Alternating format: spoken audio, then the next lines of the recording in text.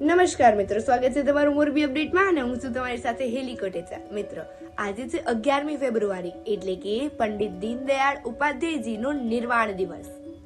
ભગવતી પ્રસાદ અને રામ પ્યારીજીના પુત્ર પંડિત દીનદયાળજીનો જન્મ મથુરા નજીક ચંદ્રભાણ ગામે થયો હતો અને તેઓ એક ઇતિહાસકાર, એક વિચારક અને એક રાજનીતિજ્ઞ એટલે કે પોલિટિશિયન હતા. બીજેપીની પિતૃ સંસ્થા એટલે કે ભારતીય જનસંઘના તેઓ નેતા હતા, જેથી આપણે તેને પોલિટિશિયન તરીકે ઓળખીએ છીએ.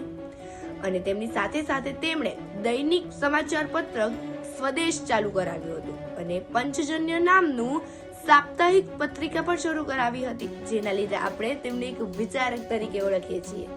અને રાષ્ટ્રીય સ્વયંસેવક સંઘના નેતા ડોક્ટર હેડગેવારજીની તેમણે મરાઠી જીવન કથાનો અનુવાદ કર્યો હતો અને ચંદ્રગુપ્ત મૌર્ય નામનું એક ખૂબ જ સરસ હિન્દી નાટક પણ લખ્યું હતું, જેના લીધે આપણે તેને એક ઇતિહાસકાર તરીકે પણ ઓળખીએ છીએ.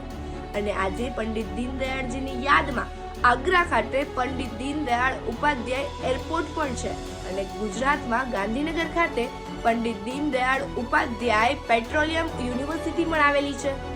તો આવી જ નવી અપડેટ્સ મેળવવા માટે સતત જોડાયેલા રહો મોરબી અપડેટ સાથે.